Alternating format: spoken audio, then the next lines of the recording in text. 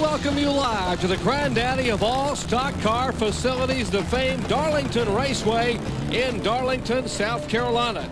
It's the site of today's NASCAR Busch Grand National Series Dura Lube 200 presented by AutoZone. Hello everyone, I'm Jerry Punch, glad to have you with us. Now you history buffs remember the date, September 4th, 1950. That's when the era of NASCAR Superspeedway racing began right here at Darlington. And a lot of the drivers who visited Victory Lane during the early years are now enshrined in the Hall of Fame just outside of Turn 4. Well, the Busch Series cars began coming here in 1982. The names who have won those races read like a who's who in Winston Cup racing. Names like Earnhardt, Waltrip, Martin, Jarrett. That's how important this Saturday race is. But it's also important to some of the Busch Series regulars. You see, just 5 events remain, and the points, well, just 95 points separate the top 2. David Green, 95 ahead of Randy LaJoie. Jeff Green is 3rd, Curtis Markham 4th, and Jeff Purvis is 5th. You see the top 10 right there. But for more on this race within a race, let's check in down on pit road with Bill Weber. Well, Jerry, points are certainly critical, but some drivers simply want to try and prove a point today. Like Chad Little, his season was supposed to sparkle, but instead it has sputtered. Just 2 top 10s this season. He'd like to prove he's ready to take this team to Winston Cup in 1997 with a win here today. Then there's Jeff Green, 5th on the grid and 3rd in the points, but in 89 Busch career starts, he's never been to Victory Lane. He'd like to prove his owner hired the right driver. Then there's Elliott Sadler. He'd never been to Bristol before last Friday. He finished 13th. He'd never been to Darlington before a 2-day test last week.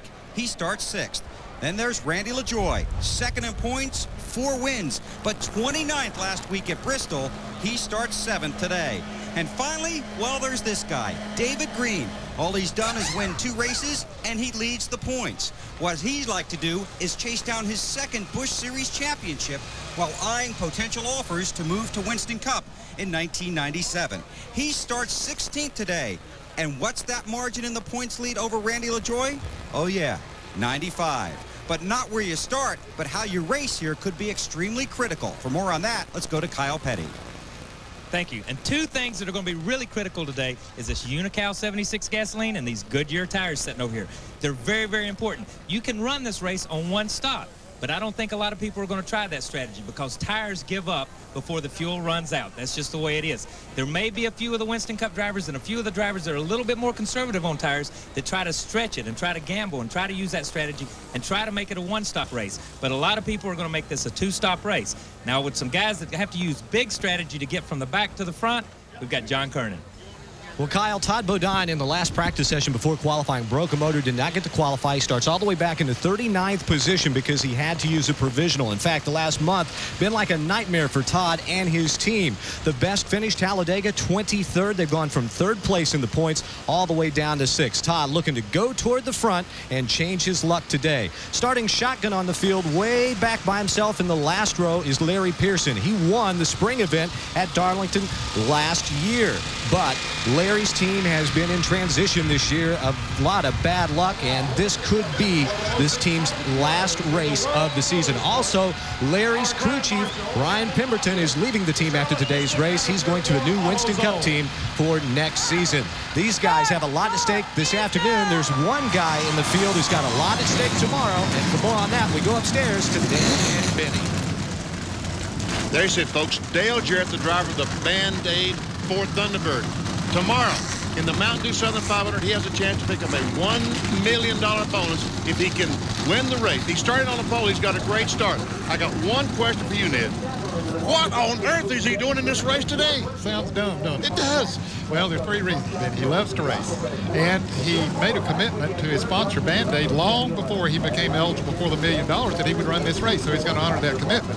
And I think more than that, he can learn from this race today. He can learn how the tires will do in competition, how the track changes, and also you know how important it is to get that rhythm here at Darlington. So that'll give him an opportunity to get in the groove. And those tires that he's used today, that's exactly the same tires those cars will be using tomorrow as he tries to win $1 million.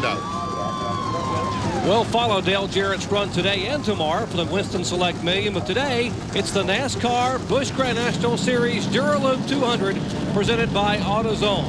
When we come back, we'll take a look at the Suzuki starting lineup and wave the green flag from the track Too Tough to Tame.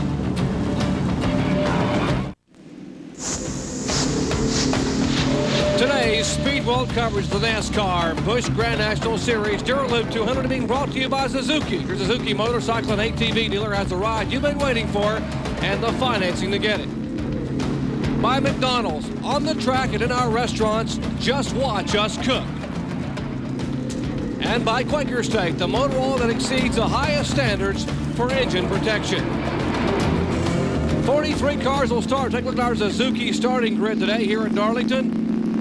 Row 1, Mark Martin picks up his second pole in the 1996 season. Terry Labonte, Winston Cup veteran, flanks him. And row 2, Chad Little trying to find a first victory, and Ricky Craven. And in row 3, we find Elliott Sadler and Jeff Green. 7th and 8th, Randy LaJoie. They're second place in the points, and Dick Trickle, the Winston Cup veteran. Row 5, Mike McLaughlin and Elton Sawyer in that Clifton T-car. And in row 6, we have Jeff Fuller and Buckshot Jones. Back in row 7th, Ward Burton, who had a wild qualifying effort here yesterday for the Winston Cup car, and Hermie Sadler. Row 8, Joe Nemechek and David Green, the points leader. And in row 9, we find Rodney Combs and Jason Keller. Back in 19th and 20th spot, there's Dale Jarrett. He starts 19th today. He'll start on the pole tomorrow. And Curtis Markham currently in the top 5 in the points. Starting 21st, Dennis Sesser in the 48 car, and Ron Barfield, local boy, on the outside of row 11. Row number 12, L.W. Miller III, young driver, and Hut Strickland. Back in row 13, Glenn Allen Jr., leading Rookie of the Year candidate, and Tim Fedewa, a winner a year ago. Row 14, Tony Stewart, the IRL driver, and Derek Cope. Row number 15, the veteran Tommy Houston and Darrell Lanigan making his first start ever here at Darlington. And as you look at the rest of our starters, there's Brad Teague and Kevin LePage. 43 cars will start today for a purse of $292,434. It is 147 laps, 200 miles on a very, very tough racetrack. And of course, there are a number of first-time drivers here in the starting field. In fact, 4 to be exact will be making their first Busch race start ever here in Darlington. Elliott Sadler, who starts 6th. Ron Barfield back in 22nd. Tony Stewart and Darrell Lanigan. Those 4 drivers, you see where they're starting. Darlington first-timers aboard. They have something in store for them today. Hermie Sadler's car on board with him. We'll be on board with Mark Martin. Also, Phil Parsons has an onboard camera. And Stevie Reeves. And we're ready to go racing.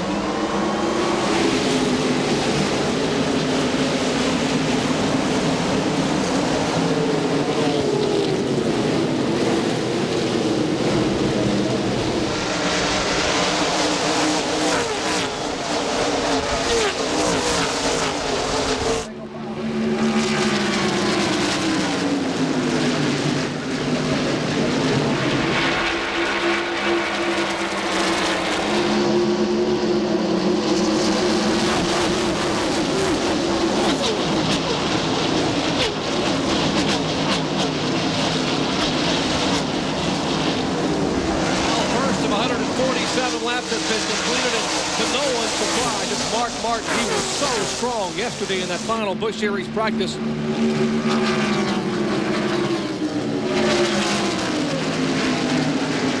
There we see Curtis Markham, the 63 car, Lysol car, slowing yesterday afternoon about 5 o'clock to have the engine out of that car. So evidently something wrong with the new one. Well, that's a tough break here this early in the race. Of course, he's up in the point standings. He's in 4th spot overall in the Busch Series points. But I heard he was only 5 minutes remaining. There goes Terry Labonte. He is going by the pole sitter, taking the lead. We didn't think anybody could pass Mark Martin. Here, Terry Labonte has done it early. We thought that the only car to be able to pass Mark Martin would be the pace car, but Terry Labonte has done it in just the 3rd lap. Now Chad Little moves right to the rear deck of Mark Martin. Here's Stevie Reeves in the Clabber Girl Ford trying to make a move inside the Chevy, and Jeff Purvis can't quite make it. Went back in the pack for 34th and 35th position. I would see Ricky Craven, the 2 car. And problems with the 63. You saw the car slowing a minute ago. Bill, what's the problem? Well, Jerry, as you guys mentioned, they did have a motor problem in final practice yesterday. They believe it's an ignition problem now. They're going to try and get it worked on. But they've slipped from 20th all the way to the rear of the field. So a tough start for Curtis Markham here at Darlington.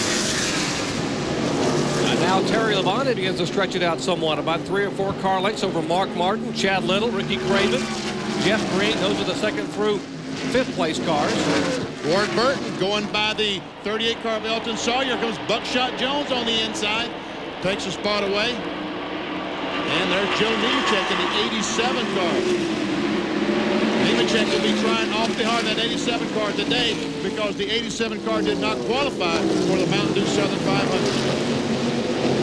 There's our points leader, Ned, the 95 car, very gingerly trying to work his way through traffic. David Green in the number 95 car getting around the Jeff Fuller car. And here comes Hud Strickland in 28 and Dennis Setzer in 48 trying to make the move, but he couldn't quite do it.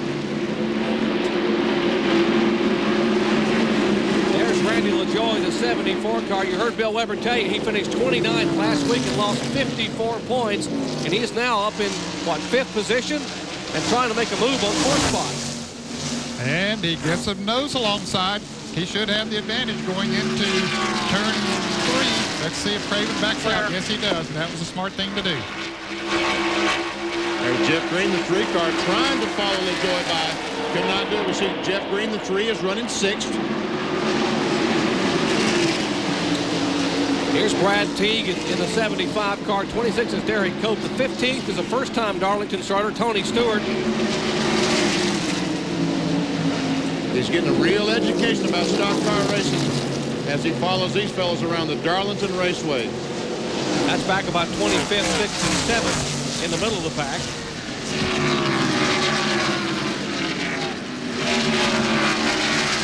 That's Jimmy Spencer in the 77 car. Here's Hud Strickland making a move on Rodney Combs. Jeff Fuller last week's, no, that's Hermie Sadler in the car number 1. And the 48 car of Setzer follows along, goes by Jason Keller. That's 18th, 19th, and 20th. And look at Randy LaJoie, guys, right side of your screen. He is now in 3rd spot and closing on Mark Martin. Easy on them tires now. Bertie said, easy on those tires. You heard Kyle Petty at the top of the show talking about how important that is, but I'll tell you, Benny, he's got a fast race car and he wants to go. That's exactly what Mark Martin's doing, Ed. I didn't think about it, but he is back there saving those tires. He wants to try to make it on one stop. And Dale Jarrett going by Joe Nemechek. Moves into 14th spot. Started 19th.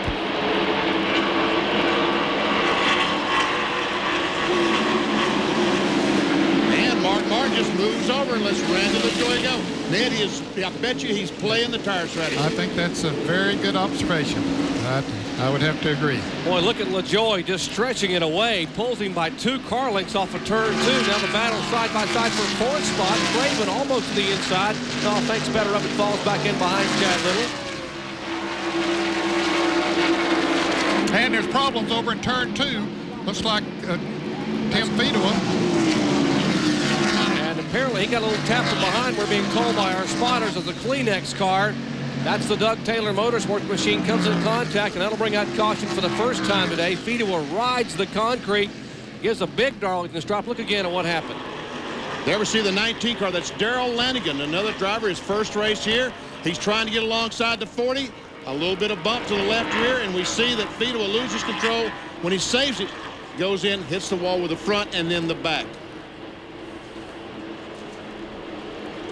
Take a look at the other angle, Ned. And you can see the white car of Lanigan down on the inside, and just a little bit of contact doesn't take much, especially coming off the turn. You're almost out of control anyway, and it shot him right into the wall. Well, caution for the first time today here at Darlington Raceway. An incident out of turn 2 involving the car number 40 of Tim Fedewa. We'll be right back.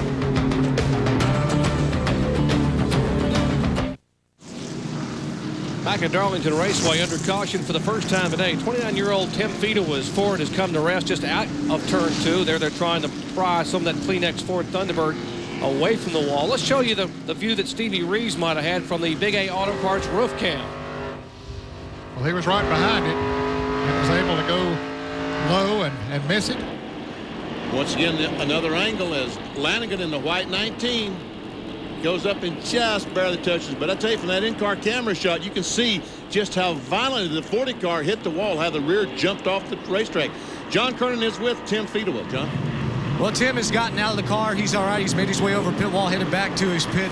Tim, what happened? I really don't know. You know, we were going through there, and it's tight here. I don't know if someone got in the back of me. That's what it felt like. And just come around and got in the wall. Feel bad for CleanX and IGA. Had a lot of people here, but, you know, it's one of them days, and hopefully we'll get things going a little better. It's been a rough year, but you just got to keep on pushing. Yeah, how do you keep on pushing? I mean, the cars burned up on the way up to Watkins Glen a few weeks ago or a couple months ago. Well, you just got to have faith. You know, it's like anything else. You just got to keep trying and trying harder. And it's been a tough year, but a lot more people had even tough years. So just keep on pushing along, and hopefully it'll get better. Tim Fedewa out of it today, headed back to the garage area. He picked up his first Busch win a year ago at Nazareth, but as he said, it's been a very, very tough year for Fedewa. Back with more from Darlington after this. Stay with us. Back at Darlington Raceway, the Dura Lube 200 presented by AutoZone, the NASCAR Busch Series event. There's our leader, Terry Labonte. First time he has led at Darlington in his career as a Busch Series driver in his 8th start. But here are a couple of guys on the move. How about Phil Parsons, Channel Lock Chevrolet? He is up 10 spots from where he started. And Benny, good run for Parsons, currently in 24th spot. And Todd Bodine has gained 9 spots. He is now in 31st spot in his car. Getting set for green flag, a restart, lap 17.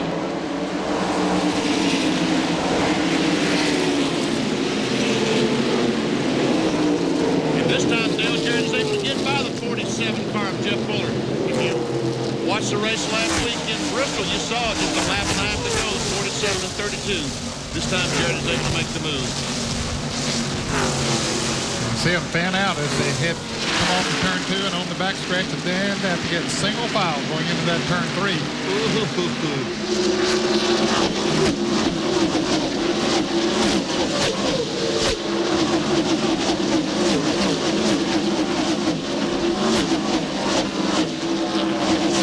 Ricky Craven a moment ago trying to get underneath Chad Little coming off turn 4. Thought better of it. Backed up. Never see Craven in 5th spot. Chad, the 23 car, is in 4th. Man, Ricky Craven really getting to the middle of that corner. Yes, he is. He made a run on Chad, but saw he was not going to be able to do it back there. But he's going to try to make the move here on the front straightaway. But I don't know if that'll work either. Meanwhile, there goes Mike McLaughlin, the Raw Low car by Jeff Green, taking over that spot. That's a 6th position. McLaughlin, well known for making those runs from back in the pack. We saw him at IRP this year on the short track. Trouble, turn 2. That's Daryl Lanigan. And Kevin LePage. 2 cars on the apron, caution south, caution south. One car in the middle of the track, backstretch coming off the 2. Middle of the track, backstretch coming off the 2. That's Kevin LePage. If he can get the car fired, he will not lose a lap. Lanigan is getting his car going again. And LePage still sits backwards facing oncoming traffic. Now has it refired. Will try to turn it around. Farmer's Choice Fertilizer Chevrolet of David Ridley. Almost ran in the inside wall, but he's going again. And the 19 car will have to head for the pits and put on some fresh tires, I would imagine. Also, the 88 car will need some fresh tires. Here's a replay. We'll show you what happened again to bring out the second caution flag in just 3 laps. It's already started. We see the 19 car. And evidently, he and the 88 made some contact because the 88 is going to spin in front of him. On to the left of the camera, the 88 is spinning. So obviously they made some kind of contact in the middle of the corner. Now earlier in that lap, Dan, take a look at what happened to the 88 car. He's on the inside of Jeff Purvis as they go through the corner, and they get together just a little bit. Purvis gets on by in the 4 car, and LePage straightens it out. But then here comes the that's the 81 car of Todd Bodine. Gotta wonder maybe if he didn't have a tire going down. Maybe he had a right front tire. Maybe he bumped something. A little different angle. This accident up in turn 2 now. Oh, Barfield. I see Barfield and the L.W. Miller has spun out. And so those guys, and there's the 75 car. That's up in turn 4. In other words, they were wrecking at the same time, Ned. A wreck was going off in turn 4 while we were watching the wreck in turns 1 and 2. Had no idea that was all going on. So Brad Teague in the 75, L.W. Miller in the 21, and Barfield in the 94 had their own private accident out in turn 4 that we didn't see initially. Now here are some entries on the pit road. Okay, yeah, here we go, down in the corner. There's 88. Oh, the 19 goes on the apron. Can't do that here at Darlington. Not when he goes a good spot there, Darrell. He goes up and just touches the 88 car with his right rear, and we see the 88 finally lose control coming off the corner. Well, I guess that rookie's figured out you can't run on the apron, didn't he, Ned? right quick. Yes, sir. That does not work here at Darlington. Uh-oh, get that tire. Look out. Whoa, right out in front of Brad Teague. They grab it. There is Ron Barfield, New Holland Tractors, Ford Thunderbird, the car owned by Bill Elliott. They're getting some 4 tires put on that car because that spin, a little shunt in the wall. There's L.W. Miller pulling out. They need to hurry. The pace car is going to be coming into the picture there pretty quickly. It's going through turns 1 and 2 now. They get the tires on, the jack down, and heads out. There comes the pace car, the leader, Terry Labonte. There we comes told Darrell. you. I'm sure that's Darrell Lanigan, the 19 car. That's, yes, it is. It's exiting the pit, so he will not lose a lap. We told you there were 4 drivers making their first ever Darlington start. I'm sure Darrell Lanigan won't forget this one. Well, Lanigan's already been involved in 2 crashes, and now Barfield is spun and L.W. Miller is spun up in the corner. So when we talk about experience, folks, we mean it. This unique egg-shaped oval will bite you in a hurry. Now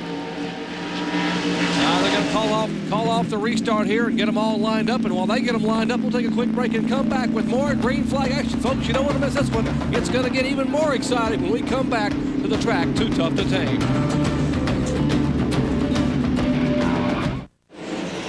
Just in time, they wave the green hanky back at it. Lap 24, the restart after 2 cautions in less than 6 laps.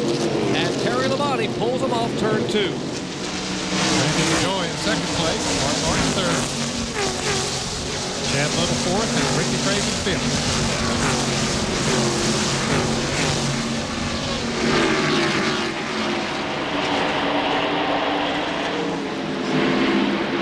Joe Nemechek, won by Alton Sawyer's Lipton T car.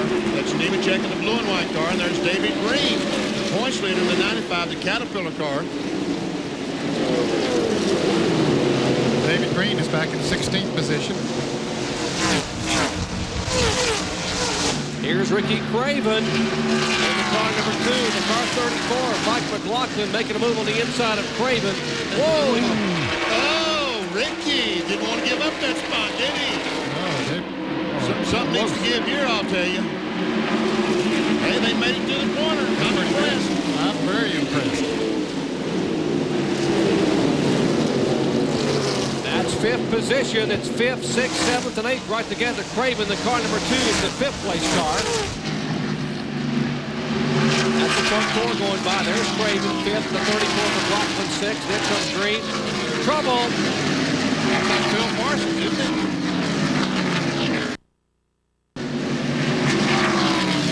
Yes, it is. We see some heavy damage to the right front. Oh, that's too bad. Phil was making his way up through there. He's running in 23rd.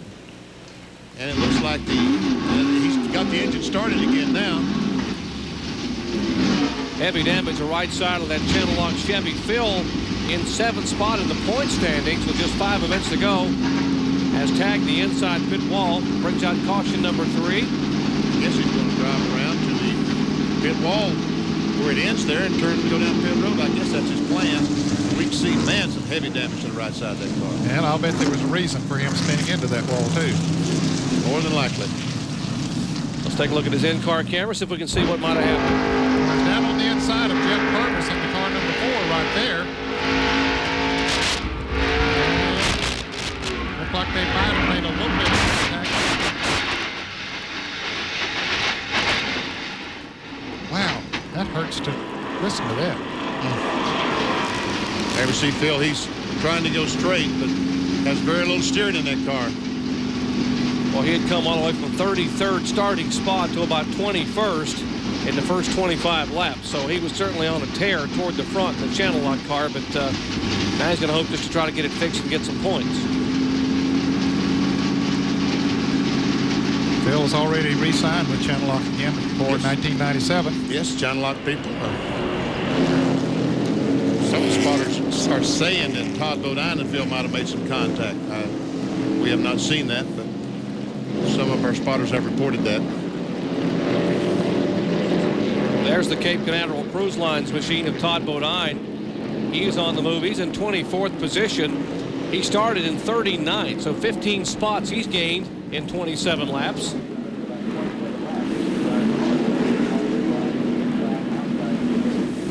And Phil Parsons has made it back to the garage area where his team will hope to be able to get that car repaired and getting back out to try to stay in the top 10 in the points. We'll be right back.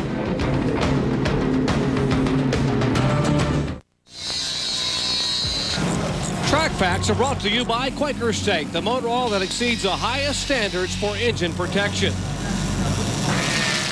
For years, one of the elements drivers haven't had to worry about in Winston Cup was fire, unless something unusual happens, and yesterday it did. Ward Burton on his qualifying run. The car broke loose, got into the wall. The filler neck came loose on the car. Gas spewed out, and of course created quite a fire.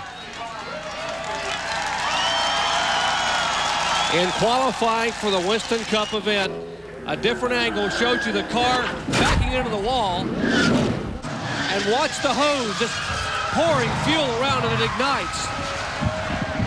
Watch right side of your screen. Ricky Rudd will leap over the wall and run to the aid of fellow driver Ward Burton. As he pulls Ward out, the good news is Ward was okay. Kyle Petty?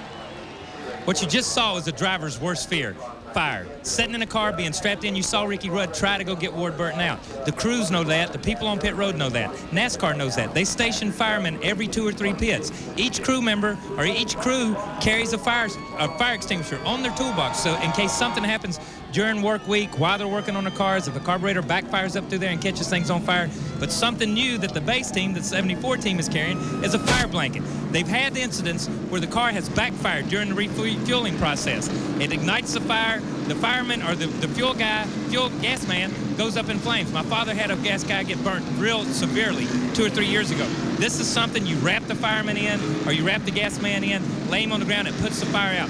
I think you're going to be seeing a lot more of this on all the teams. Even though teams are wearing fireproof uniforms and helmets, anything to protect these guys from fire, whether it be a driver or a crewman, is critical to NASCAR racing.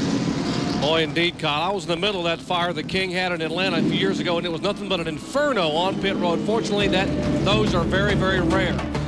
NASCAR Busch Grand National Series action coming your way live from the track Too Tough to Tame, the Dura Lube 200 presented by AutoZone when we come back.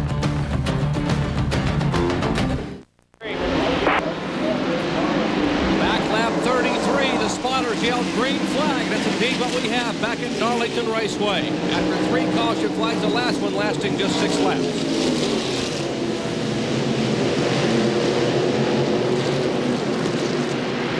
Ricky Craven on the outside of Chad Little and got a great run. Will take that spot away, and will Mike McLaughlin. This is onboard Mark Martin, Winn-Dixie Ford, as he looks back at Ricky Craven.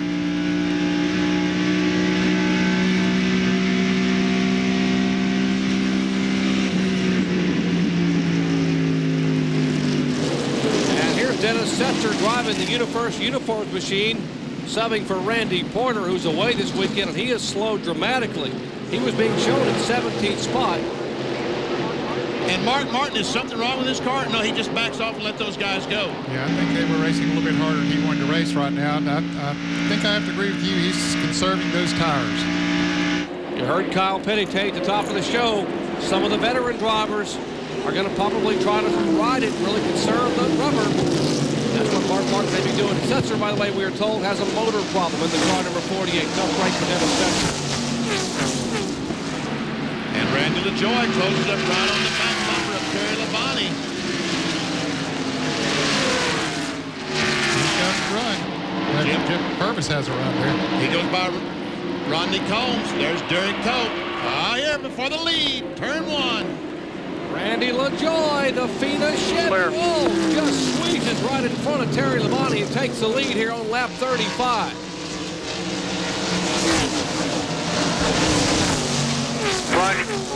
Drive your race and be smooth. And there we see Elliott Sadler going by Jeff Green. Buckshot Jones on the inside. Oh, baby. Close and exciting. Dale Jarrett follows. There's a car on the inside on the apron of the racetrack, slow. Jeff Green did the right thing. Once he got up there in that upper groove, those cars started going by. He just let them go till he could find him a good hole there. That was a smart thing to do. You start forcing him in that situation. And there's Elliott Sadler making another move. Wow, look at that under Chad Little. And you're going to battle for second spot as Craven goes by Labonte. Mike McLaughlin back in fourth spot. Chad Little lost about 3 or 4 positions there as Elliott Sadler and Dale Jarrett both got by. And here comes McLaughlin. Mike McLaughlin will take the spot away. That's third from Terry Labonte. Now it's LaJoy, Craven, McLaughlin, then Labonte, and Mark Martin, top 5. Just a preview what you're going to see here tomorrow. You're going to see 200 miles today. Tomorrow you're going to get 2.5 times this 500 miles on the track Too Tough to Tame, and $1 million up for grabs for Dale Jarrett. Mark Martin. John Kernan has caught up with Phil Parsons. John, what happened over there? Well, let's ask Phil. Phil, what happened out there to you? Well, I really don't know. The 43 had us seized up. I was trying to pass him, and then Derek got a run on me and got by me, so I was trying to pass him back down the front stretch, and he moved over to block me. Then let Perkins drive on the outside of me, so we were racing through 1 and 2 side by side. Someone said, you know, a spotter said 81 ran in the back of me, and just if he did hit me, just nudged me and just got me sideways and got me out of shape. And I thought I had it saved, and the thing went on around. But I just can't believe it. I thought we got through this a month ago, you know, but the Channel Lock crew worked awfully hard. The thing was really going to the front, but you know, so difficult to pass. But then we had, you know, had some guys making it too wide through the 1 and 2, which is pretty tough. But I don't know. You know, if he hit me, it was slight, but you don't need much of a tap. Phil Parsons done for the day, came into the race 7th in the points. I was showing you a moment ago the car number 95. That's our point leader, the Caterpillar car, the Chevrolet of David Green. He's now being shown in 14th position. And Randy LaJoy is our leader. He is second in the points. If the race were to end right now, the margin would go from 95 down to 32 points. That's the difference right now between first where LaJoy is and back here with the 95 car of David Green. But we still have a lot of racing to go. See 107 laps yet. So a lot of things can happen. Green driving himself a good steady race there. That's Joe Nemechek right in front of David Green. And Chad, I'm sorry, Jerry, but Chad Little just fell out of the race. He's going down the pit road on the backstretch, and Buckshot Jones is smoking on the racetrack. So we'll have to keep an eye out for all that. Here we see Buckshot was smoking down in 1 and 2. And Glenn Allen, the 99 car, being lapped by these fellas. Yeah, he's back in 38th position. Now 37 cars remaining on the lead lap. And black flag Buckshot is being black flagged by NASCAR. Or someone was. I'm assuming if there would see the smoke. Probably so, yeah, that is a lot of smoke. But Dale Jarrett's glad to see that black flag. Well, yeah, he's got to be concerned. When you ride along behind a car that's smoking, then you really get concerned because you don't know if the engine's fixing to go and dump some oil on the racetrack and you get in it. Now he slows down, gets down to the inside. Tough break for Buckshot. Had a good run going here today. Yeah, I was mistaken a moment ago. That was the 48 car of Dennis Setzer I saw going towards the pit, not Chad Little. So you Chad Little fans, John Deere fans, sorry. He is right now in 10th spot. And Ricky Craven trying to reel in Randy LaJoy down. That margin about 4 or 5 car lengths. Elliott Sadler, something just happened to his car. Look at the smoke coming from it. Wow, 2 in the top 10 and within 3 laps. Elliott Sadler had a great run going too. They're driving for Gary and Carolyn Bechtel, the WCW Chevy. Benny, is that the engine or is that something else? That looks like it's coming right out from where the left front wheel is. It looked like the left front wheel bearings is gone on that car is what it looked like. You're right, Ned. Third start of the year for Elliott Sadler for that team. They were thinking about trying to sign him for a long-term contract as he brings the car to a halt. There's Dale Jarrett making a move. That's for 5th position. Maybe a little bit of rehearsal for Dale Jarrett for tomorrow. His weekend already got off to a huge bang yesterday when he flanked his Quality Care Ford on the pole for the Southern 500.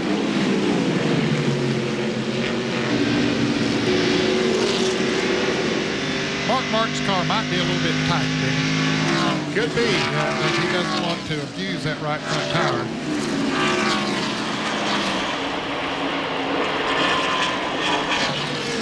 David Green making the move inside up to the 23 car, taking away the 9th spot. We saw Jeff Purvis making a move there. Jeff's coming on towards the front. Moved up to 12th position now. Bill Weber, what's going on with Mark Martin? Is something wrong with his car, or is he just trying to save the tires? Ned's right on the money. Mark's car is tight. The 60 car is tight. But they ran laps here yesterday in long runs. 25 laps, pulled off the tires, put on another set, 25 laps. After that, there was very little rubber left on those tires. So Bobby Leslie told me this morning, the veterans are going to have a huge advantage today, and no one knows this track better than Mark Martin. So he's probably saving his tires, but his car is a little bit tight. Well, indeed, Bill, Mark Martin going for 4 in a row. No one has won this fall Busch Grand National Classic but Mark Martin since 1993. That's the 4 from Darlington after this.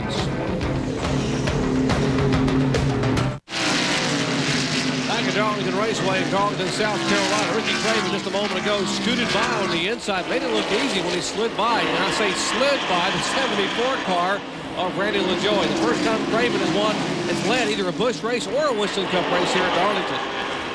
Coming off turn 2, going down the backstretch of Darlington. We see Craven gets position on the 74. LaJoie backs off and lets him slide in that lead position in turn 3. But he hasn't pulled away. You can see how close they are as they weave through some traffic. Now he might, well, the 99 stays down out of the way, but you can see he did get quite a lead there as LaJoie had to back off just a little bit. Those lap cars. Talk about some drivers on the move. Dale Jarrett is coming in a hurry. Jarrett now being shown in 4th position in the Band-Aid Ford. There he is right behind the Royal Oak Chevy of Mike McLaughlin. Started 19th. You see the progression now, back on lap 50 now. He's being shown in 4th spot. 4 of the top 6 cars are Winston Cup experienced veterans. What we talked about at the top of the show, about how the veterans have the experience to handle this tough XJ. And we see Jeff Green, the 3 cars. He tries to chase down Mark Martin. There's Jeff Purvis on the back bumper of the 95 car of David Green. We see Purvis started 36th. And he's now in 10th place. Great move by Purvis. There's our points leader, David Green, right in front of Purvis. And boy, Purvis is weaving and wobbling all over, trying to find a way to get around. Goes high in turn 1. Slowing down low here in front of you. 99.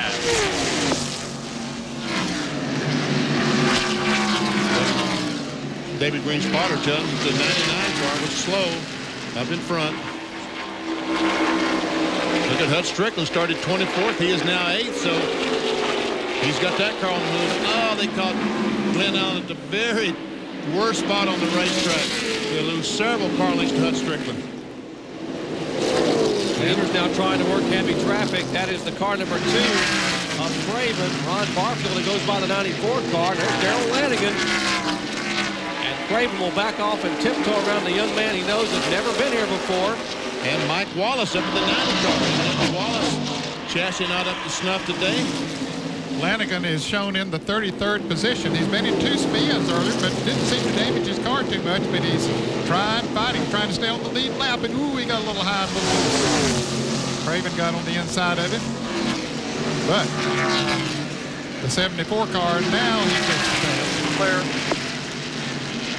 That's LaJoie's spotter telling him he's made the pass so that he can pull back in line as Craven goes by the Mike Wallace machine. I'm told that the 29 car had a loose oil line fitting. We see him on the racetrack right behind the 34 car. He's back on the racetrack. The 29 car is now 4 laps down. There's Dale Jarrett in 3rd spot as he tries to reel in the lead position. Now he has to work that same traffic of Barfield, Lanigan, and Wallace.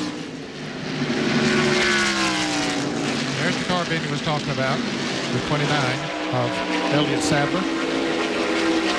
Well, they've been very impressed with Elliott Sadler. Just 21 years of age. He had never been to Indianapolis Raceway, never been to Michigan or Bristol. He drove the first 2 events for this team, finished on the lead lap in both races at tracks he had never seen before. We see Mike Wallace off the pace going in the pits on the backstretch as Dale Jarrett goes by.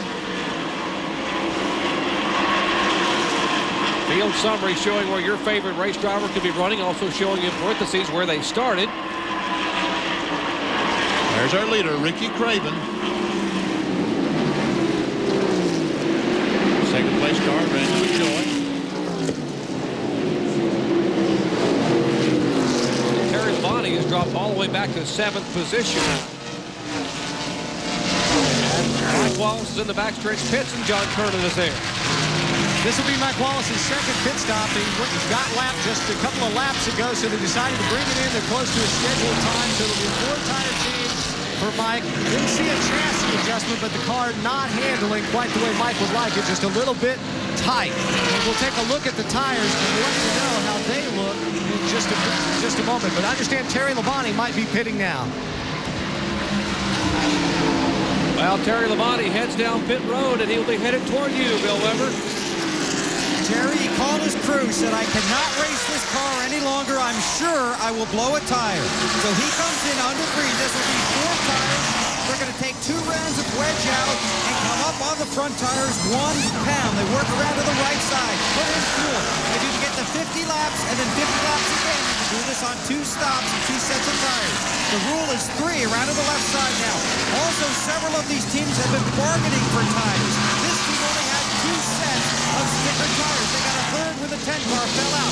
Terry Labonte's down in the way, 22.6 seconds. You saw this what Bill Weber was talking about. He took 2 rounds of wedge out of the left rear. They went up on the air pressure, put 4 tires on it. He's down in the way. Tires were a major concern, guys. And they are a major concern. There's no doubt about it. They don't seem to be concerning Ricky Craven. Look how he just flies around these cars, lapping the 75 car of Brad Teague as he goes down in turn 1. That's the 28th place car. 61 of 147 laps are complete here at the track. Too tough to train, and Ricky Craven is our leader. We'll be back.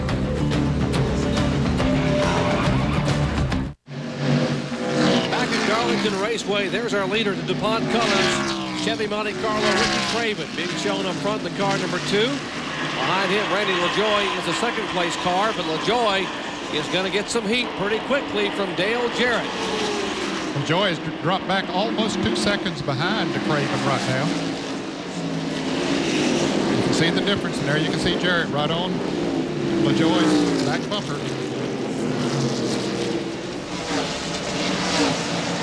Talked to Dale Jarrett yesterday afternoon about 5 o'clock when he was finishing practice from the 32, the Band-Aid car, talking to the crew, trying to figure out what kind of changes they were going to make before the race. I said, how's the car? He said, it's junk. Yeah, he didn't look very good in practice there yesterday afternoon. I know they changed a lot of things on that car. Don't know what all, but looked like they made some good choices. Yeah, exactly. Whatever choices they made, they were absolutely correct. And on the other hand, Mark Martin looked unbeatable yesterday. Yes, he did. And that was the discussion this morning, that, you know, who's going to run second today. Well, right now, Mark Martin's back in 5th spot. And make that 6th spot. Boy, Jeff Purvis is on the go. All the way up to 5th place from 36th. Well, he started back in Florence today. Purvis started about as far back in the field as you can get. There's Martin, started on the pole. Now he is in 7th. We'll change that graphic pretty quickly. Folks, he just keep flying right on by poor old Mark. And then I would imagine some of these guys up front are going to try to make it to the halfway point and make it on 1 stop. I believe they will. I think those cars, Ricky Craven and Randy LaJoy, Dale Jarrett, and probably Purvis, David Green, even though they've been running hard, they're probably conserving their tires. Here's Jarrett trying to take over second. But I believe that they'll try to go on 1 stop. And Dale Jarrett has moved into 2nd spot. 74 laps will be there, so they only got 6 more laps to get to the halfway point. Maybe they can make it on 1 fuel stop. You heard Kyle Petty talking about it at the top of the show. Here's Stevie Reeves, the Clapper Girl Big A Auto Parts car. They go to the left side, changing 4 tires. Todd Bodine just made a pit stop a moment ago, and he dropped a lap behind. Todd was running in the 21st position. And we are told Mark Martin will be coming on the pit road, so he didn't quite make it to the halfway point, Benny. No, he didn't, but with 78 laps to go, if they can make a chassis adjustment, get the car, and he might be able to make it to the end of the race. And that's what we're trying to do, is get to the window where they can make it to the end. I think you're right. You got to wonder if Mark Martin may not have told Bobby Leslie, hey, they're just blowing by me out here and my tires are gone. I need to go ahead and come down pit road before we end up in the concrete. There is Purvis now trying to make a move on the 3 car of Jeff Green. That would be for the 4th position. As Mark Martin brings his car down pit road, we'll watch this pass for 4th if it's going to take place. And Purvis to the left rear quarter panel, door, fender, and he makes the pass. Let's go to Bill Weber in the pit. Monster chassis adjustment on the Winn-Dixie Ford. And they put 2 right side tires on. This will be a 4-tire change. They work on the left side. Mark sits in the car. The fuel is finished. Working on the left rear and the left front. Clean out the grill. If Mark is away, 22 seconds and change for the Winn-Dixie Ford. Boy, maybe the guy that put Wedge in the car may have tendonitis in his elbow now. He cranked so hard for about 30 seconds there. Or took Wedge out of it. Or out one. Yeah, whichever way. Well, he had a push. He probably taking Wedge out of the car, yeah. And we see Todd Bodine. Just look how much faster the cars are after you change tires than look, Jeff Green sitting out there in the 3 car with old tires. Todd Bodine with fresh tires and just flew right by him.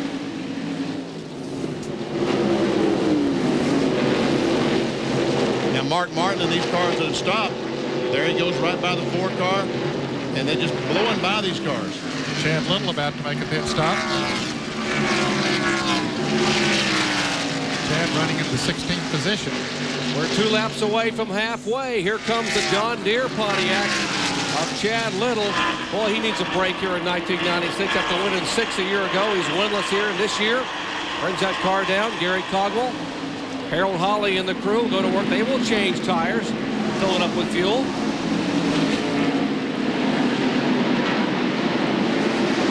Making some serious chassis adjustment in the right rear of that car.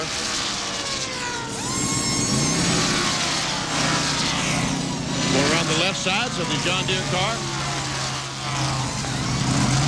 Jacks it up. You can see just how long the pit stop is because of that adjustment in the right rear. And as he leaves at 26.3 seconds, here's the Band-Aid crew now going to work on Dale Jarrett's car. Wes Ward, the crew chief. They scamper around right side, put on 2 right side tires, clean the windshield. Don't see any chassis adjustment being made there, but that car was running very well. Tommy Houston in on the back, and the jack is falling on the right side. Now that let's go to John Curtis. It fell off the jack on the right side. They've had Dale Jarrett is out back on the racetrack. They had to pull the sheet metal away from that right rear fender. Left side's going on. One thing, they're not putting sticker tires on. They're putting scuff tires, but the car falling off the jack cost them about 5 seconds. But Tommy Houston, the work is finished, and he is headed down pit road. He was being shown in the 7th position. Good run for the veteran Tommy Houston Suburban Propane Ford Thunderbird. Field got the halfway signal that time by. 74 complete, 74 to go. And the leader, Ricky Craven, still out there running as we see Elliott Sadler back in the pits. they almost stood over that white line. See the white line right with the nose of the car. If you go over that, you've got to push the car back, but almost got to it.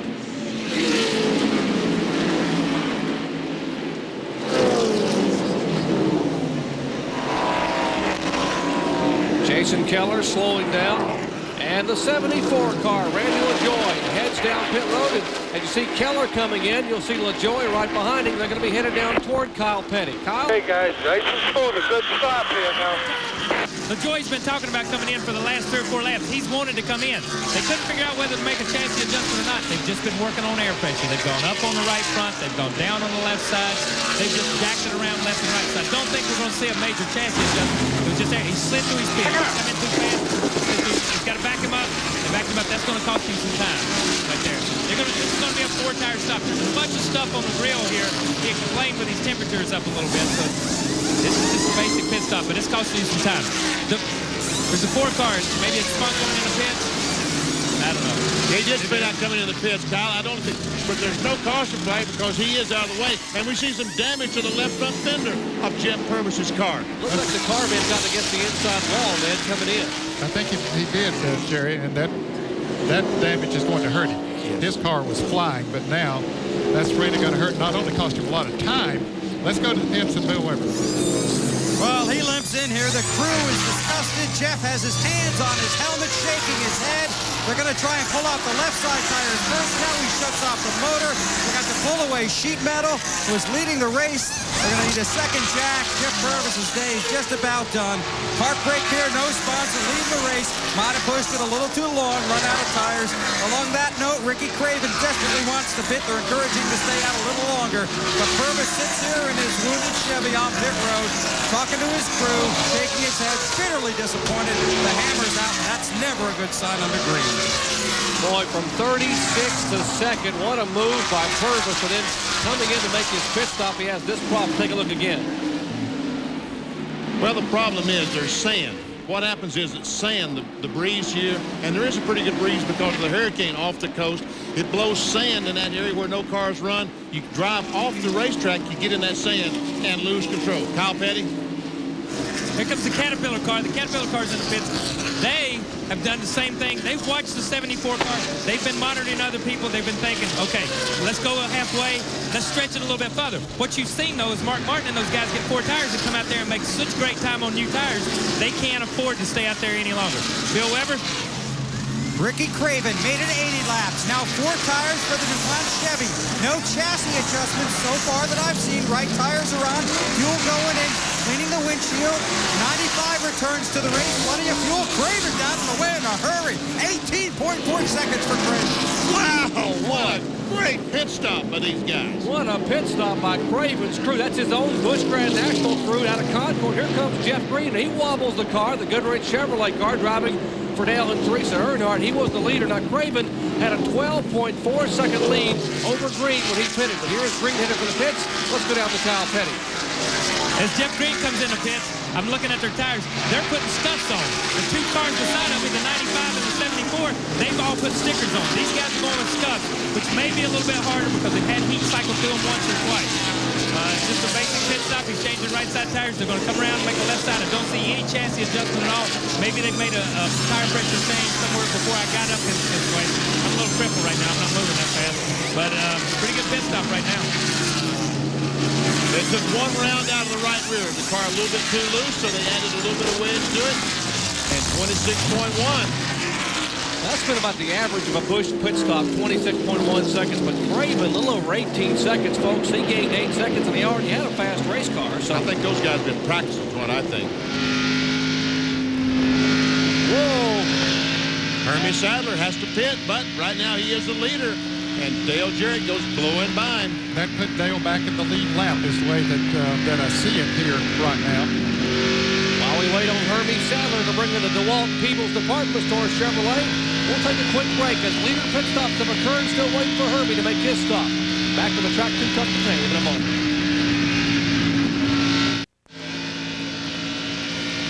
Back at Darlington Raceway, watching the Peebles Department Store DeWalt Chevrolet. That's the roof cam for Hermie Sadler. First time he's ever led at Darlington Raceway. He is our leader here at lap 86. Now he's out of sequence from the other cars that pitted a moment ago. He pitted back on lap 28. You can drive on the Information Superhighway, NASCAR online, www.nascar.com.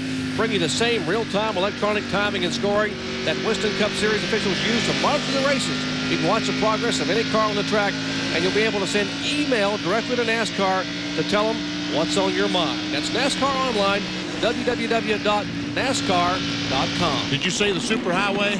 Superhighway. This Super Speedway. All right, Super Speedway. Super Speedway. Learn what's going on in Darlington. And we see Jeff Green blowing by his brother, David Green. Let's see something about them black cars. I guess so. I don't know who that was. I guess David Green's spotter. I'd say so. He's got a little black on his car, too. Not as much as Jeff has. They are being shown in 14th and 15th position, 1 lap down. Now, Hermie Sadler, as a result of going that long, is going to keep a lot of cars a lap down until he makes his pit stop. Right now, there are only 7 cars being shown on the lead lap, and that is Hermie Sadler, Ricky Craven is 2nd, Terry Labonte 3rd, Dale Jarrett 4th, Hut Strickland is 5th, Mark Martin just moved into 5th and moved Hut Strickland back to 6th. And so now there are only 6 cars because the 63 car, Curtis Martin, just went back there. Our AutoZone race recap. Our leader is Hermie Sadler, who's led 7 of 87 laps so far. There have been 4 lead changes, 3 cautions for 14 laps. Average speed 124.170. Our leaders, there's Terry Labonte, Ricky Craven, Randy LaJoy, Hermie Sadler has led 7 laps. Mark Martin, who started on the pole, only led 2 laps. Out of race so far here at Darlington. Bobby Donner, 10 feet of him, Phil Parsons, Dennis Setzer, and L.W. Miller. Well, here is some close racing. Mike Dillon in the 72 Detroit gasket cars being passed by Jeff Green. The Goodrich Chevrolet, that's Tony Stewart in the red and white 15, and Buckshot Jones, 0-0, still a little smoke around the back of that car. Whoa, trouble in turn 2. One car just bounced off the wall. Great camera shot, guys. That was Jimmy Spencer, who did a whiff of a job to be able to save that Mark III car. It was already about 45 degrees out of shape and just bounced the rear end off the concrete. Got a little stripe on it. Man, and he still continues on. Wow. Jimmy.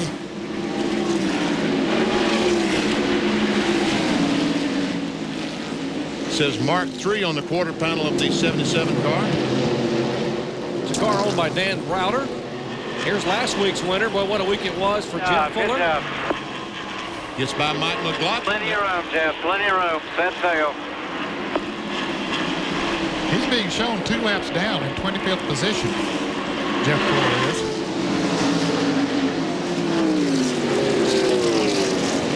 We saw Larry Pierce in the car that he just passed a moment ago, and Larry Pearson is 2 laps down, so his bad luck continues in 1996. There he is, the Stanley Jules car. You heard speculation at the beginning of the show by John Kernan and some of the others that they may be out of equipment. They may be calling it quits after today. They lost a car in qualifying at Bristol last week, lost a car during the race. It's the only race car they got left. If they don't keep this car intact, they won't be going to Richmond, but we will next Friday night for Busch Series action, and of course Saturday night for Winston Cup. And Thursday night for the trucks. We'll be there Thursday night, Friday night, and Saturday night. Richmond International Raceway. The Craftsman trucks. Oh, blew up! The 34 car just lets go down the backstretch. Mike McLaughlin in the car 34. He was being shown in 9th position. A classic example of just how fast an engine can let go. He was 10th overall in the point standing. Still no caution flag yet. He gets the car down out of the groove and comes down pit road. We're still under green here in Darlington. But Hermie Sadler would like to have seen a caution here right now, because he is going to have to make another pit stop. He's still the leader, but he does have a pit stop still to come. There is the leader. Let's show you what happened a moment ago to Mike McLaughlin coming out of turn 2. That's him on the outside. The red and yellow car on the outside of Elliott Sadler. And you see just there some smoke coming out the exhaust pipe on the 34 car. And watch as all of a sudden it just explodes. Man. And all the exhaust, all the smoke coming out the exhaust pipe, that is serious trouble. Well, the old cliche about hand grenading an engine, that really applies there. It just went boom. Came completely apart. Tough break for McLaughlin. Hermie hangs on. Hermie Sadler has finished a second at Hickory early this year, really trying to turn his year around. Let's check in his pits with Bill Weber. Well, I walked up to their crew this morning and I said, well, Elliott Sadler's in the 29 car. Now, Mike Sadler is it that drives this one? And Hermie's sister slugged me. They said, look out, we're going to be pretty good. They pitted on lap 28. They're going about 10 more laps, but Hermie's getting some extra help today. His crew chief, John Munson, normally here on pit road, is high above this track, on top of the tower, spotting today and calling all the shots from up there. They elected to pit early just in case this happened. When the 34 blew up, they were cheering for the caution, rooting for NASCAR to put out the caution, but it never came out. They'd dearly love to see one now. Hermie's closing in on a desperate pit stop. And one of the reasons John Monson went to become a spotter, the crew chief, is because of what happened at IRP, Ned, when Hermie was running second late in the race and the track was blocked in turn 3 and he barreled right into him, ended up just partially destroying a race car. Yeah, that spotter can have a lot to do with that. He right now enjoys an 18-second lead over Ricky Craven, but when he comes into pits, he's going to be lucky to stay in the lead lap. He should be able to stay in the lead lap if he makes a good pit stop. Buckshot Jones is back in the pits making a pit stop. He is being shown in 18th place, 1 lap down. Ricky Pearson, Eddie Pearson, and the rest of that Billy Jones crew now going to work making an adjustment. We're closing in on lap 100, just 1 lap away. Hermie Sadler, our leader here at Darlington. Back in a moment.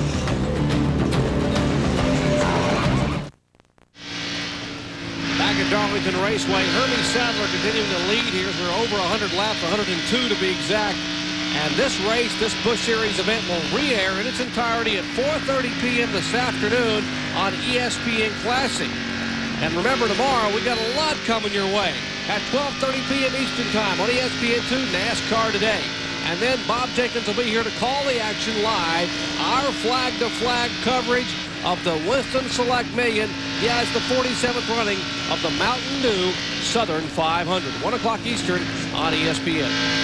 Let's go down to John Kernan, who's standing by with Larry Pearson. Larry Pearson has pulled it into the garage area. The hood is up. Larry, what is it, the motor? Yeah, it finally went on us. It was just a matter of time, I guess. We, you know, Kevin he's done a heck of a job motors this year, and today when we cranked it up, it didn't sound too good. We really didn't have time to change it, so. But actually, we were running pretty darn good. He patched it up for us, Kevin did, and we're running pretty darn good there. I know when we got a lap down to Craven there, we were able to run with him, you know, and stay pretty close to him. As a matter of fact, I think we could catch him down in 1 and 2, but, you know, it's just one of those, it's typical the way our year's been. Speaking of your year, you're going to be at Richmond next week. Speculation is this could be the team's last race. That's a possibility. I mean, I'll go talk to the car owner and we'll find out. Larry Pearson obviously very disappointed as his day has come to an end with motor problems, Jerry. We're looking at the second place car, that 2-car, Ricky Craven is second place. And right behind him, Ned, is Terry Labonte. He has run him down. Ricky had about a 4-second lead on Terry Labonte after they made their pit stops, and now he has caught him. However, they're running in second and third place. That lead that Hermie Sadler had that was over 18 seconds a little bit ago is down now to about 14 seconds. So he's lost 4 seconds on the racetrack. But remember, his tires are very old. Hermie will be coming in before too long. But that lead is shrinking, and certainly the second place position is up for grabs here. And Ned Randall LaJoy just unlapped himself, and the car number 47 just went by. He is now only 1 lap down. That, of course, last week's winner. And Hermie, we heard, maybe making an entry on the onto pit road sometime in the next couple of laps. He pitted on lap 28, so he will have run 79 laps, making 80 laps this time by. Well, certainly he was waiting, hoping to catch a caution. But he's waited about as long as he can now because those tires get older, his speeds get slower, and he's just losing that much more time on the racetrack. He's got to pit so that he can stay in the lead lap after making a green flag pit stop. Yeah, that'd be the toughest break of all, to make the pit stop and then the caution flag and lose a lap and then the caution flag come out. So with a good pit stop, he can do that. He's far enough in front now that he can make a pit stop and remain on the lead lap.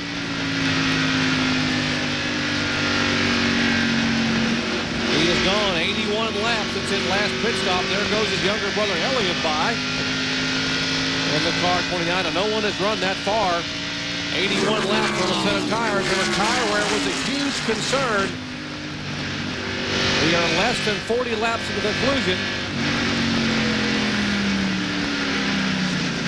He's coming in the pits, and he spins out.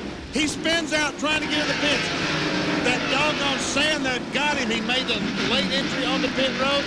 He made a late entry on the pit road and got in the sand and spun out. Now he's got to back up. Oh, my goodness. Now he's got to go all the way around. He was already too far past the end of pit road. He's got to go around. That was a costly mistake. Well, that's a primary example of the kind of terrible luck Hermie Sadler has had this year. 6 different times he's been running in the top 5 late in the race and had a problem that's cost him a chance, maybe a good top 5 finish or even a top 10 finish. And now he's going to make his pit stop and be a lap down. Yep. Once again, watch as he comes in pits. First of all, he decides late to come into pits. And now we'll see, I don't know if we can see the sand or not. No, we can't see the sand, but when he turns the car to try to get down under the wall, around it goes. Man, what a tough break. What a tough break for Hermie Sadler. And Ricky Craven, of course, has retaken the lead now.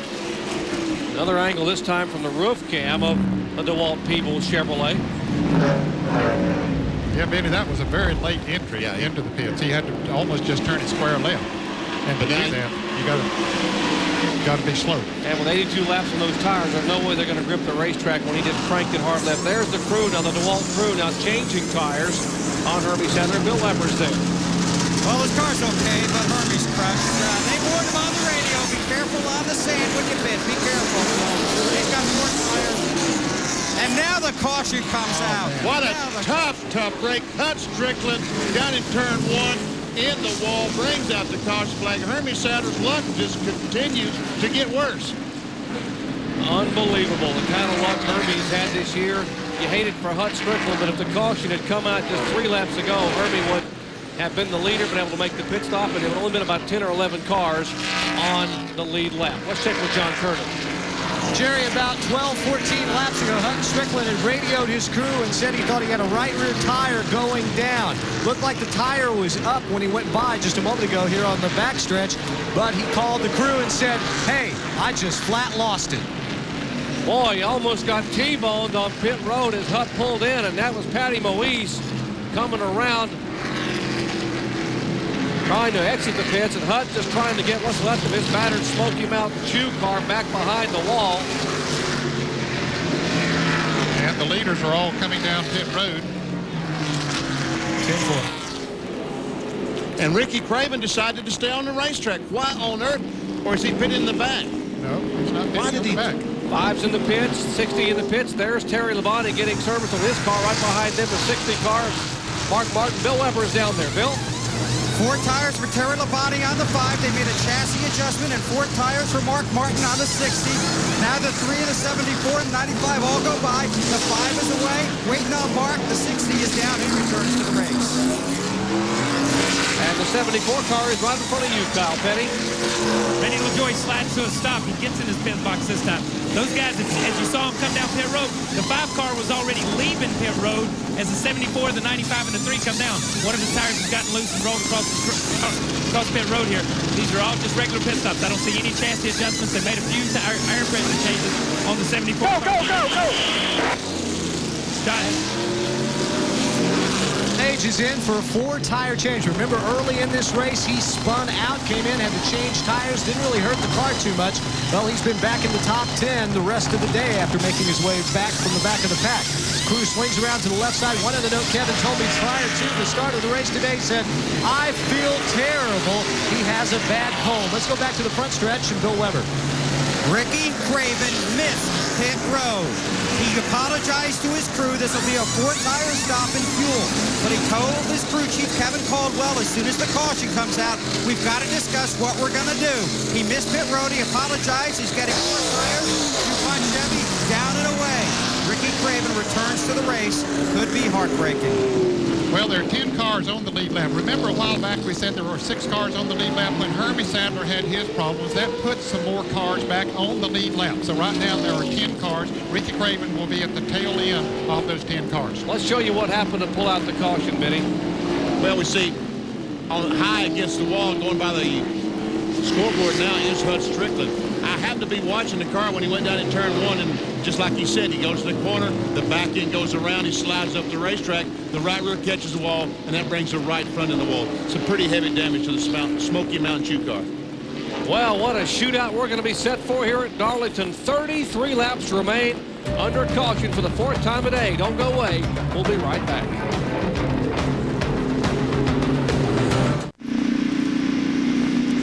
Back with the NASCAR Busch Grand National Series at Darlington Raceway. Dura Lube 200 presented by AutoZone.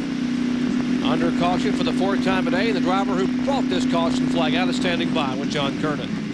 Well, Hut Strickland, I know about 12, 15 laps before that wreck, you radioed in and told the crew you thought you had a right rear tire going down. Is that what happened out there? Well, no, I thought it was right rear, but then the longer I got to run in there, it just seemed like the thing was getting looser and looser, and usually if the right rear is going down, it'll get tighter. So as it turned out, the right front was what was going down. It was very hard to feel that, but, you know, it just was just disappointing. I tell you, we had a good run going in the Smoky Mountain Chew Ford, and it's one of them bad luck things, you know, we'll have to shake. Did you cut the right front, or did it wear down? No, actually the thing was still had a lot of wear left on it. You know, we'd pitted there and then coming back, and we got the car really adjusted good, and I didn't really feel like to me it was wearing it out at all. You know, Goodyear had just an awesome tire here today, and you know, I tell you, my hat's off to them guys. I tell you, they've done a good job at this racetrack to come up with such a good tire. Well, Hut Strickland is out of it. He hit the wall a ton, but he's okay, Jerry. And, John, he will start 10th tomorrow in the Circuit City Ford. Good qualifying effort for Hut Strickland. He will start outside of Road 5 in the Mountain Dew Southern 500. I'll tell you one thing, business is going to pick up right now. Because all these guys, they don't have to worry about tires. They don't have to worry about anything except beating that car in front of them. Hermie Sadler is on the tail end of the lead lap. He needs to worry about staying in front of that 5 car. So, hey, Benny, that little wall up there with all those little black stripes on, I'd worry about that if I was them. All right, let's watch this replay here. Watch the car 2 of Craven. See the pace car come out. And the pace car coming on the track to pick up the 2 car, and the 1 car had already gone by. The 2 car took the caution flag on 3/4 of a lap before that. Yeah. Now the pace car is picking him up. Yeah. Yeah. So Sadler's on the tail end of the lead lap. Yes, they have it exactly His right. crew was arguing that they beat the 2 car back, but as Benny said, the 2 car had taken the caution flag over here on the start-finish line. The pace car came out going into turn 3. Right. All right, we settled that. So there are 11 cars on the lead lap. Green flag, go. Green.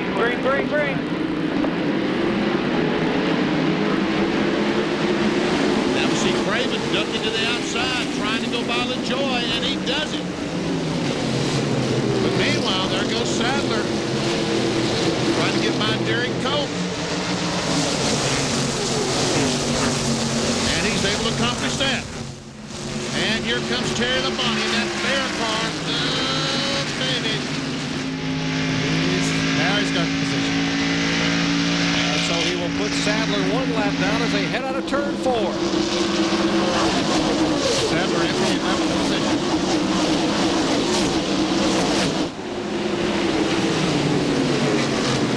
So Mark Martin and Terry Labonte, the front row, back in 1st and 2nd. Only it's flip-flop. Mark Martin started on the pole, and now Terry Labonte is in front.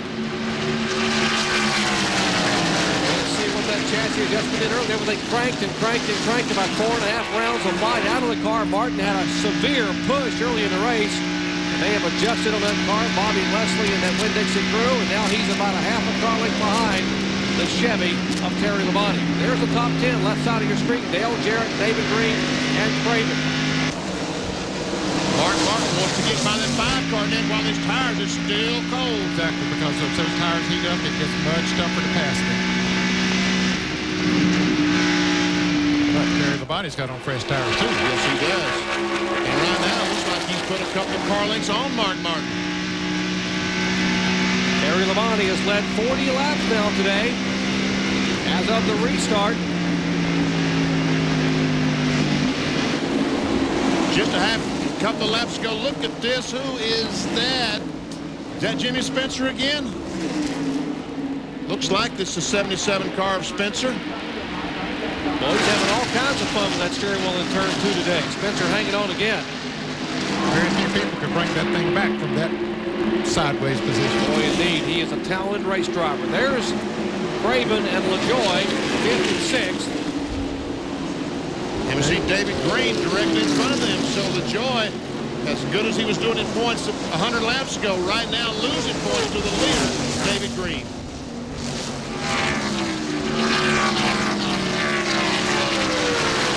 Field summary. That's David Green's spotter you're listening to there. David Green driving the 95 Caterpillar car owned by Buzz McCall. And here comes LaJoy.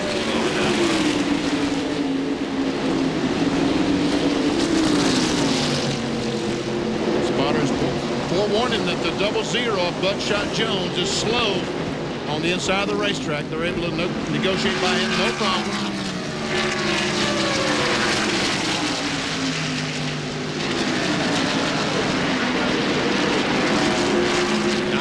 Is the point leader. The 2 of Craven not running for points, primarily runs the Winston Cup Tour, and behind him the 74 car of LaJoy. They are 4th, 5th, and 6th.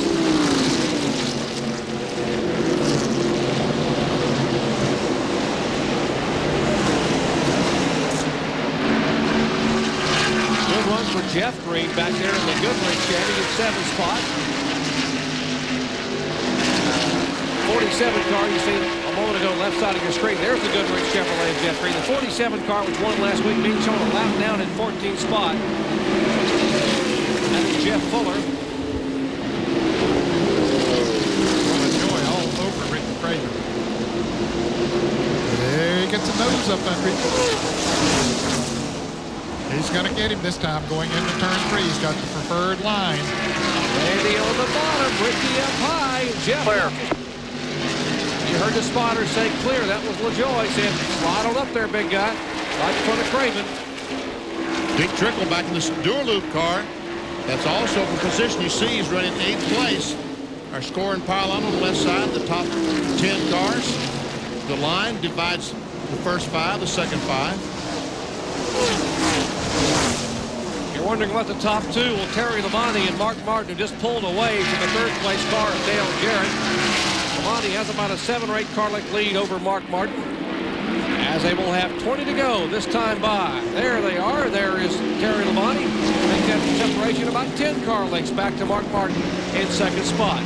20 to go here at the track Too Tough to Tame. It's NASCAR Busch Series racing at its best. We'll be right back.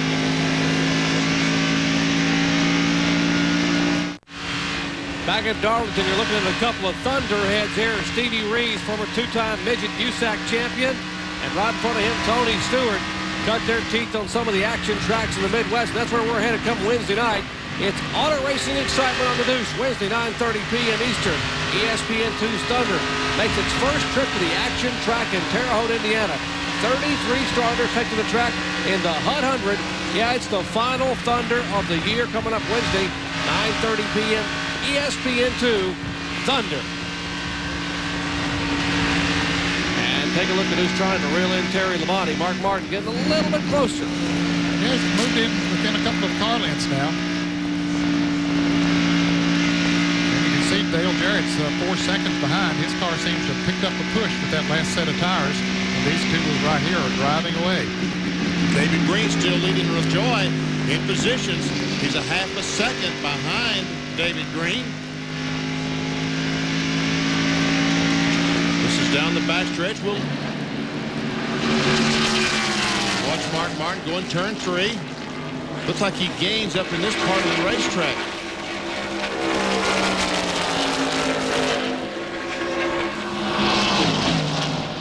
Labonte and Martin. Terry Labonte has never won in Busch Series competition here in Darlington. His first Winston Cup victory came here at the track Too Tough to Tame back in August of 1980. Won the Southern 500. Mark Martin should be able to pass Labonte because they are running 2 entire different lines down in 1 and 2. Labonte runs on the high side of the racetrack and Mark Martin down on the bottom of the racetrack. So he wouldn't be in the way, would he? No, he's not going to be in the way if he can. But if you can ever catch him, that's the key. Here's David Green coming up on Dale Jarrett. We mentioned there are 10 cars in the lead lap, and Mac 9th and 10th. Got to give a call to these couple of drivers. How about this guy, Tommy Houston, back in 10th spot. A little smoke coming out of the Suburban Propane Ford. Houston trying to hang on to get a 10th place finish. Veteran, 51 years of age, and in front of him is the car 88 of Kevin LePage, driving with David Ridley. And LePage had a problem early. He spun in one of the early caution flags. Looky here, the front straightaway, and Labonte slides around up in front of Mark Martin. Labonte had gone underneath a lap car. That was Ron Barfield that they went by, and they split one on the inside, one on the outside.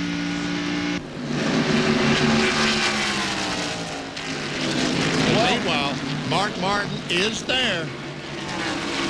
And Benny, they close in on 10 laps to go. We got 12 to go this time by. In fact, make it 11 as they come by. Show you a replay of what happened a moment ago to Terry Labonte. There we see Barfield, the blue and white car, as he comes off the corner, and they're side by side. So Labonte decides to go on the inside of both of them. Clear down almost to the inside wall. Barfield then moves over to let the 60 car go by. And Martin, with his momentum, almost able to catch Terry Labonte. And we showed you a moment ago that Tommy Houston had some smoke. John, what's the problem? This far as the smoke goes, Tommy thinks that it's oil smoke. The spotter says he thinks it's tire smoke, but he's also got another problem. The gas pedal has been sticking on him the last few laps, so he's have to push it down and then stick his toe under it and pull it back up. So Tommy's got a handful out there, but he's trying to hang on to get a top 10 finish. I think Martin's going to have to depend on some slow traffic. To ever see Jeff Green, the 3 car, the 2, Ricky Craven. It's a battle for 7th spot, 7th and 8th. Nemechek, the 87 car, is not in the lap with these cars. He's a lap down, Vinny, being shown back in 12th position. Well, that shows how important track position is. Ricky Craven made that mistake, didn't come into the pits when the leaders did, found himself caught back in the back, but makes a pass on the outside. That's a pretty gutsy move. He did that early in the race. He was able to do that. You know, I think that Martin's got a problem catching the Terry Labonte car, because a moment ago he moved up the racetrack just like he is there and ran that same line that Labonte was running, trying to find a faster way around the racetrack, which told me that I'm having trouble in my line catching him. Let's try something different. Ever see David Green trying to take over that 3rd spot? Harris's car is pushing so bad down in turns 1 and 2 that he just can't get off the 2nd corner. And then speaking of pushing, David Green's going to get pushed in a moment by the guy he's behind him in the point standings, Randy LaJoie. LaJoie back in 5th position. That's a 74 car, the blue car top of your screen. That is 3rd, 4th, and 5th. Now you see Jarrett's car go up. David Green gets under him, and he'll have him going into turn 3. He's got that preferred line going into the turn. LaJoie will probably come right on by also. Clear. Oh, boy, did he down in that corner. Go, buddy. Just keep it digging. Spotters telling him just keep it digging. Laps winding down. There'll be 5 to go this time by. All right. Right now, it's Martin's best opportunity, because right in front of these leaders is about 3 or 4 slow cars running close together. If Terry Labonte catches him at the wrong spot, Martin will have a head of steam and blow right by him.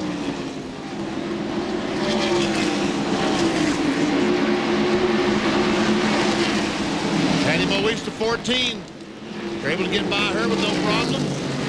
But now those 3 cars, it just depends on where Labonte is able to catch those cars. If he can do it on the straightaway, he's home free. If he catches him in turn 3, it may be a problem for him. Yeah, he gets by that 1, okay, on the outside. But Martin got hung up just a little bit. Now here's 63, Curtis Markham. If he has to check up right now a little bit, Markham will be coming strong.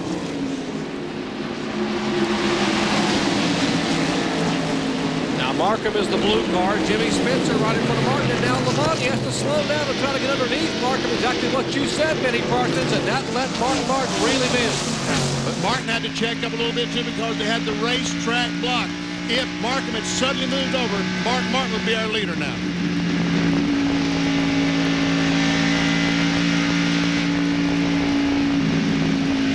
You see that Dick Trickle, the Dura Lube car, was able to get by Randy LaJoie. And here we go. A slow car in the way. That's Spencer, and Labonte's still able to stay in front. Wow, Oh, here he comes. Can't do it. Can't quite do it. Back to momentum for the Chevrolet for Terry Labonte. Got up high on the racetrack. They'll get 2 to go next time by. Trying to stop Martin from winning 4 in a row. There we go for the 3rd spot. Look at old Dick Trickle coming on strong. He is moving. On the Dixter and the Dura Lube Chevy.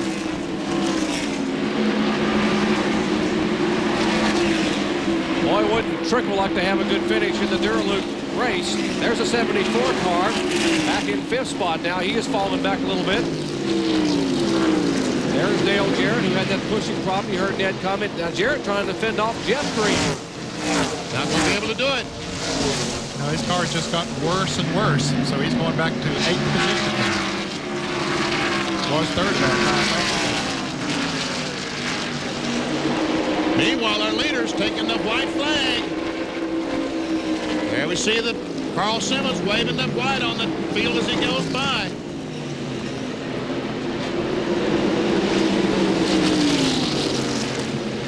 long time. Mark Martin trying to keep that streak alive. Labonte has a good lead, but he's running up on Mike Dillon coming through the turn here, and I don't think Dillon's going to let him by, but he probably has a big enough lead that he's going to hold him on. Out of turn 4, Terry Labonte will come down for the checkered flag and pick up his 3rd win in 1996. Here's a battle for the flag. Points leaders first and second. Here they come, and it's David Green beating LaJoy, and that will be a 4th spot. Boy, there's the Terry Labonte crew. Bob Labonte. Let's go down to their pits and Bill Weber. And the crew is celebrating here. A big win for Terry Labonte coming across the finish line first, able to hold off Mark Martin. His crew chief, of course, is his father, Bob Labonte, who has done an excellent job here again today. And it's a great win for Terry Labonte and his crew chief, Bob Labonte. Of course, have got the big win tomorrow. Bob Labonte, congratulations. Big win for you. Thank you. It was a good win. Anytime he beat Mark Martin, you know, we consider it a hell of a win. But, you know, we got a good crew head with a driver like I got. Not much of a job for me. He was coming, too, Mark. He almost got you in traffic there. I know it. Them lap cars, they think the only people on the track, you know. Bob Labonte and Terry Labonte heading to victory lane. That guy does tell it like it is. Oh, he does, doesn't he? Bob's not only a good crew chief, he's a proud papa. And his son, Texas Terry, headed to victory lane. When we come back, we'll talk to him.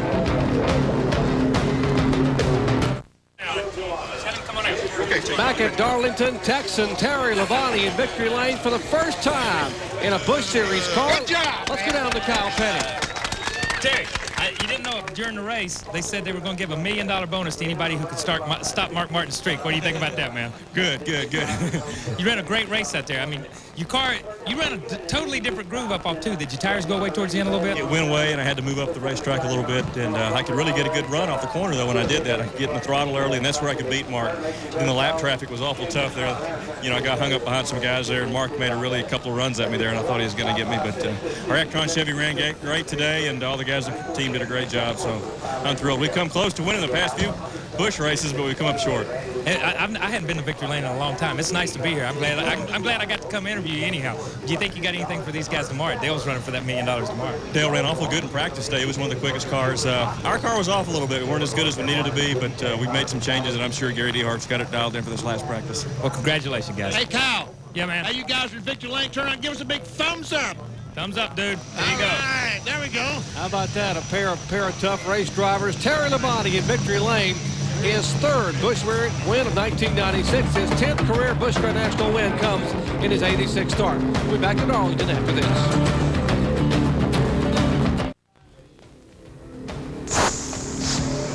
Our Speed World coverage of the NASCAR Busch Series Dura Lube 200 has been brought to you by Daytona USA, the ultimate motorsports attraction. By the more than 1,400 AutoZone stores across America. AutoZone, the best parts in auto parts. And by the NASCAR story. To order, call 800-71-NASCAR. Let's go down to John Kernan. Hey, guys, look who I found. They're in a bitter points battle. But these guys, you know, they've been joking around and everything. Randy LaJoy finished 5th. David Green finished 4th. Randy, what happened? We thought you were going to catch him there at the end. We chased it all day. We were real good at the beginning. And the second set of tires a little loose, and the last set of tires a little tight. And, hey, we gave it the best shot we could. Had a good day. David, now you guys, Randy was running up in the top 5. He led for a while, and it seems like you guys struggled in the early going. Finally got it together, huh? Well, we really didn't struggle, John, as much as just starting 16th. I'm not used to that, and it's pretty tough back there. But car ran really well, and we just made up some time a little bit as we go. But I look up, you know, Randy's leading, so that doesn't make me feel very good. So, but we ended up good, and Randy and I raced pretty hard there at the end. And I just want to thank Kurt and all the guys for really putting our head together over the night and making a wholesale change on this car to make it better today without no practice. So I got to give them the call of the day for giving me a good race car. Let's go over to Bill Weber now. Okay, well, Dale Jarrett's just finished running the Busch race. He's sitting here in the Winston Cup garage.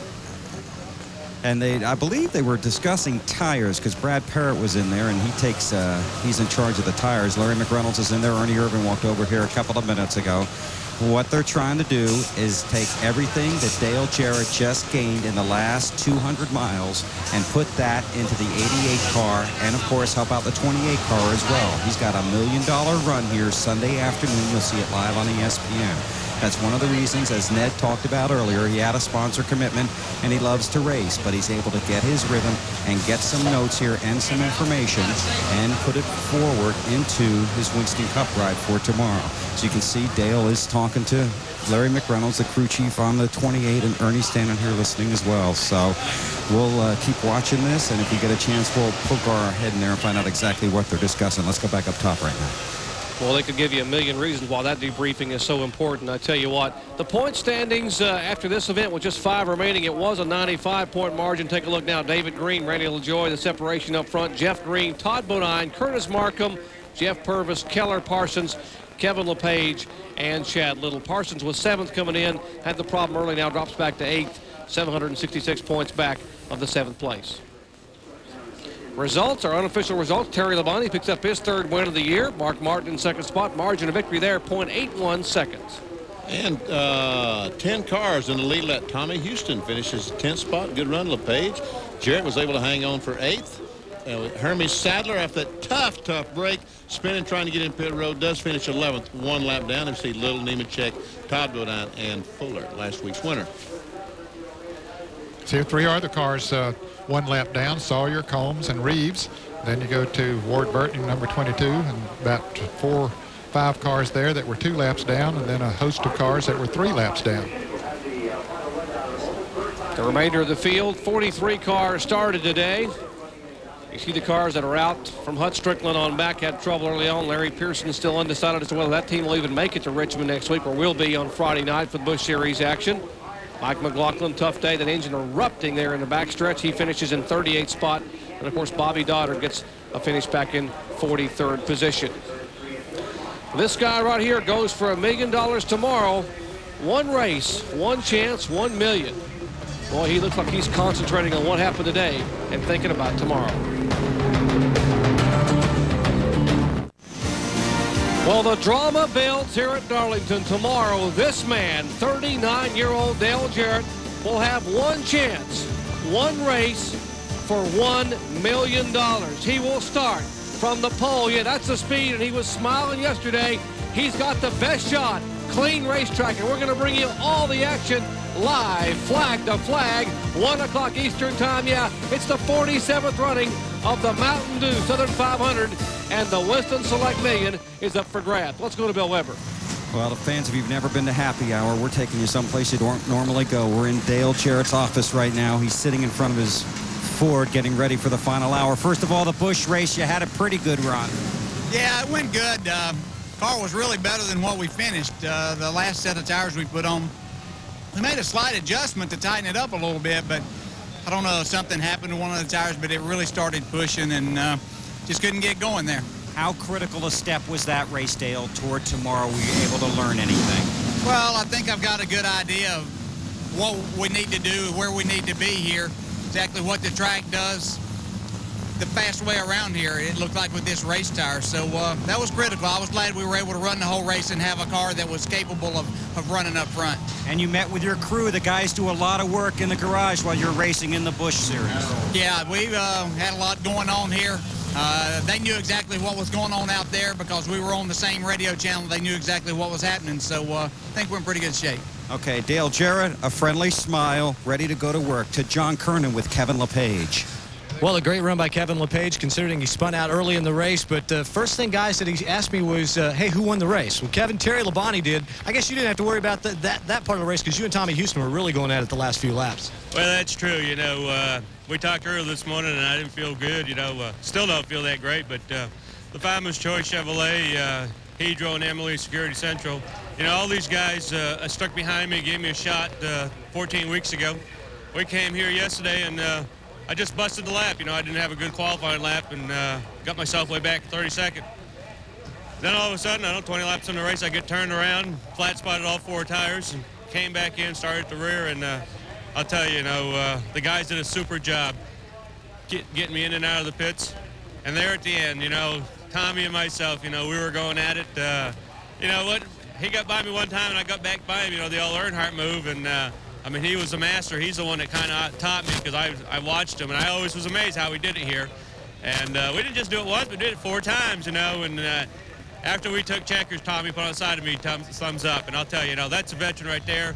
And we gained a lot of respect. And there was times where he could have hung me out there. I could have hung him out, but we didn't. This place here has been good to me. I really love Darlington. And another top 10 finish. We've been together now 14 weeks at 7 top 10 finishes for this young race team. Can't say enough for C.R. Miller, David Ridland. These guys here put me together. And, we've had our ups and downs. But I'll tell you right now, we're all on a high. And if you look at the way our season's been going, we'll have a good weekend and a bad weekend, a good weekend and a bad weekend. That's just a testimony how good this race team is to bounce back from a bad weekend. A great run, top 10 finish, 9th place for Kevin LePage, even with a bad cold, Jerry. Can you tell he was excited or what? Yeah, go, Speed Racer, go. Folks, these people here in the stands today know what's at stake this weekend. Look at the weekend rundown coming your way later today. Speed Week at 4 o'clock Eastern Time on ESPN. We're going to re-air at 4:30 the Dura Lube 200. That'll be on ESPN Classic. You'll be able to see this action all over again. 5:30 p.m. Eastern Time, IndyCar qualifying from Vancouver. Tomorrow, RPM today at noon on ESPN2. NASCAR today following at 12:30 on the Deuce. Then our live flag-to-flag coverage of the Mountain Dew Southern 500 coming up at 1 o'clock Eastern Time on ESPN. 4:30 p.m. IndyCar on the grid. The Molson Indy from Vancouver at 5 p.m. and RPM tonight, 8 o'clock Eastern Time. Ed, I think I learned why Dale Jarrett ran that race today, because I really think he learned a great deal about tomorrow's race. Yeah, I think he did. Coming up next on Limited Hydroplane Racing, for Bill Weber, John Kernan, Kyle Petty, Ned Jarrett, and Benny Parsons, I'm Jerry Punch, congratulating that man, Terry Labonte, on his win at Darlington Raceway. This has been a presentation of ESPN, the worldwide leader in sports. So long, everyone.